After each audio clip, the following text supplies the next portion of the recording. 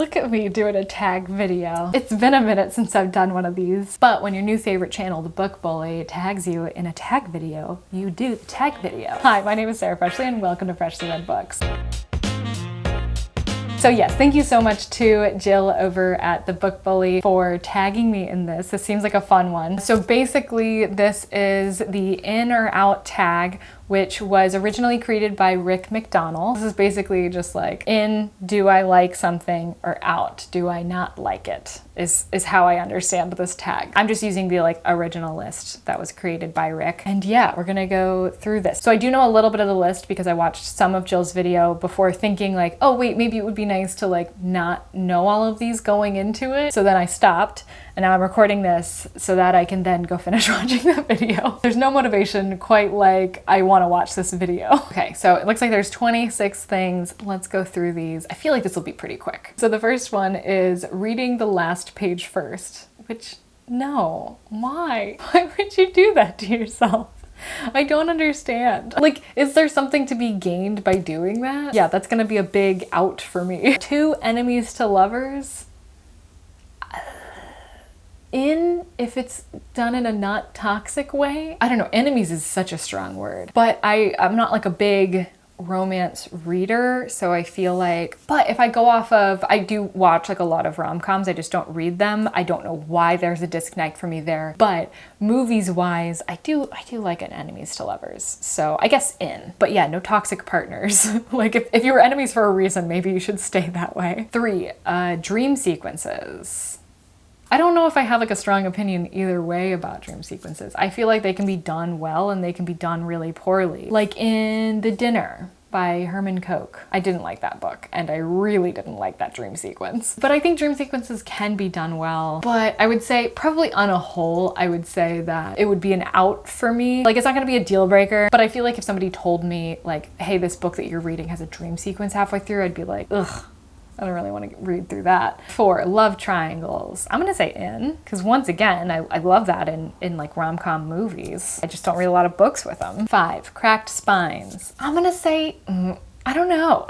Is it intentional? Are you purposely cracking the spine? Because out. But if it's just something that happens as you're reading the book, then in, because I don't know, it kind of means that you are really in it, you're really loving it. At least to me, that's what it means. But maybe that's just because the books that I have that have cracked spines, I've read multiple times. Life of Pi here is one of my favorite books and it's got some major cracks. So, but I look at it, I look at the spine of this book and I'm like, oh, it's so well loved. And I'm even, I'm starting to get worried because this book is starting to fall apart a little bit. And I don't want to get a new edition because this is the one that I've had since high school. But I feel like at some point I'm going to have to. So yeah, I'm going to say intentionally cracking the spine, out. But having a book that just has a cracked spine is in. Even if I find that at a thrift store or something, or buy a used book with a cracked spine, then I feel like it has been well loved in the past. And I like that about a book. 6, back to my small town. In, super in, because I feel like these stories typically are about somebody that has got their priorities a bit mixed up and they want to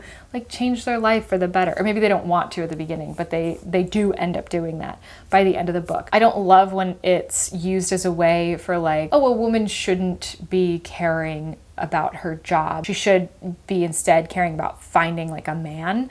And so she's going to have to live in a place that's not conducive to the job and employment that she wanted growing up. And now instead has to live in this small town and be married to this dude and have kids. But if it's done in a way where just being back in your hometown is healing for you, either to go back out there or you find something within the town itself that you want to stay for, that fulfills you personally more than, or at least in addition to, another human being, then I think that I really do like that kind of story. 7, monsters are regular people. In? I can't think of anything. Oh, The House on the Cerulean Sea. I read that, which I guess would kind of be like that. Yeah. In? I don't really have a strong opinion on this one, but I'm not against it for sure. So 8, no paragraph breaks. So I read a lot of literary fiction, and those authors, a lot of them are fans of very long paragraphs. I'm gonna say out, because if I flip through a book and I see that there are very few paragraph breaks, that is something to me that's like, ooh, I'm really scared to read this book. But it's a choice, and it's not a deal breaker. It's one of those, it's not a deal breaker. I'd prefer it not to exist. So out. Multi-Generational Sagas, super in, love them. Pachinko, great book. Also, The House of the Spirits by Isabel Allende, also great. Okay, 10, rereading. Yeah, I mean, I already talked about Life of Pi, which I've read a lot. So I would say in. I don't reread a ton of books, but the ones that I do, I like really love. Also, there's something about like a book that, you know, when you read it at a different point in your life, you might feel differently towards it, which I really like. 11, artificial intelligence, super in. I love the sci-fi genre in general. AI is a huge part of that, and oftentimes will show up in like futuristic sci-fi, so love it. Yes, definitely in. 12, drop caps. Indifferent? I don't care. I know growing up I really liked drop caps, and I used to like to add them to things that I was writing, but now I don't know, I don't really care. 13, happy endings, in. I love a good happy ending. I also, like, I'm not gonna not like a book if it doesn't have a happy ending. And some books that don't have happy endings I like because of the way it ended. But, like, of course, happy endings are still in. 14, plot points that only converge at the end. Oh, very in. Yeah, I love that kind of stuff where things seem like really separated out and then it all just like comes together. And if that can be done well, then yeah, it's great. 15, detailed magic systems. In, although they do intimidate me. I sometimes struggle a little bit with knowing a book is going to have a detailed magic system that it's going to explain to me. I get scared that I'm not going to have the presence of mind enough to really wrap my brain around it. But as a concept, I love it. The barrier to entry seems large, but if I do make it past that, then I absolutely love it. So I'm gonna say in. 16, classic fantasy races. Yes, in. I don't read a ton of fantasy,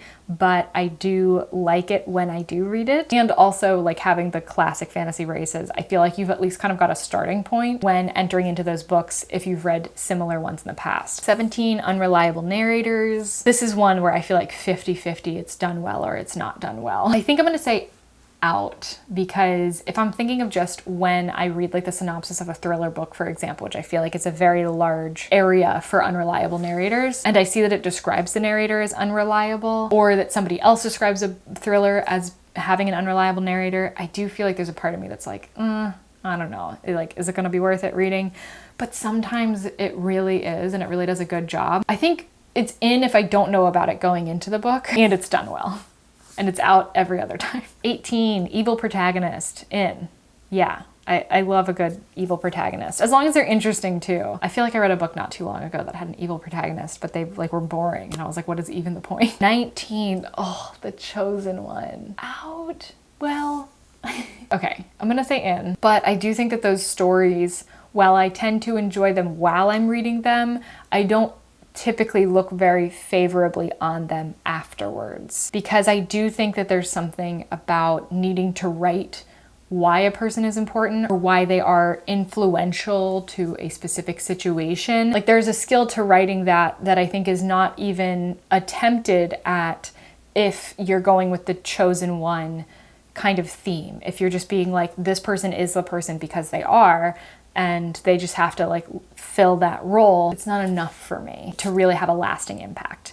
But I will still read them. So I guess in. 20, when the protagonist dies, I say in. Yeah, I don't mind when that happens, and I think that can be very powerful a lot of times. So in. Not if it's used just trying to be powerful though.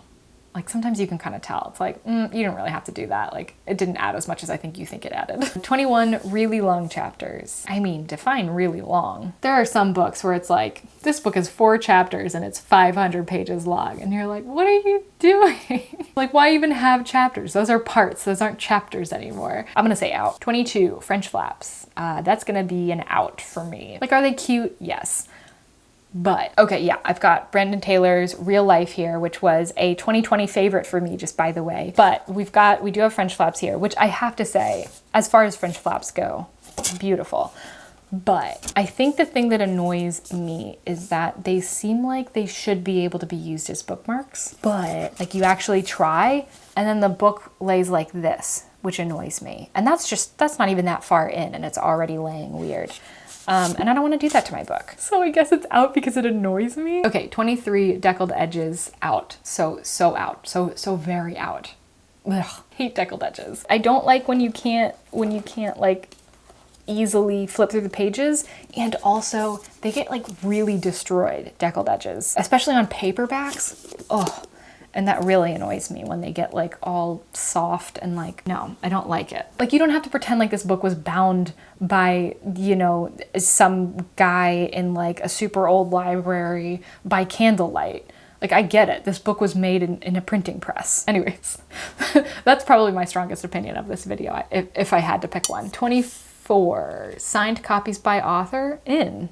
Yeah. 25 dog-earing pages out. Yeah, I would never do this to my own book. If I get a book that has pages that used to be dog-eared or whatever, like you can see that crease, that's fine. I don't really care about that. Like, the book lived a different life before me and I can't get mad at it for that. But am I gonna dog-ear the pages? Absolutely not. I use and also collect bookmarks, so it would basically be sacrilegious if I didn't use the bookmarks I collect. 26, the last one, is chapter titles instead of numbers. I don't really mind either way, I guess. So maybe this isn't an in or out situation, because I don't mind if they're numbered. I don't mind if they're chapter titles. Yeah, either way is totally fine. I'm sad to be ending this on a very lukewarm opinion, but that's what I got. So this was fun. This is a nice, like, lighthearted video that I didn't have to do a ton of prep work for, which was nice. Thank you again to the Book Bully for tagging me in this. I would like to tag Miss Reads a Lot, Sandy from Miss Reads a Lot, because I know that you do tag videos from time to time, and I think that you would like this one. Plus, I want to know your opinions on these.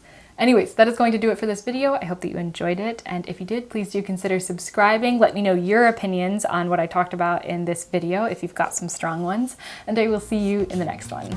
Bye.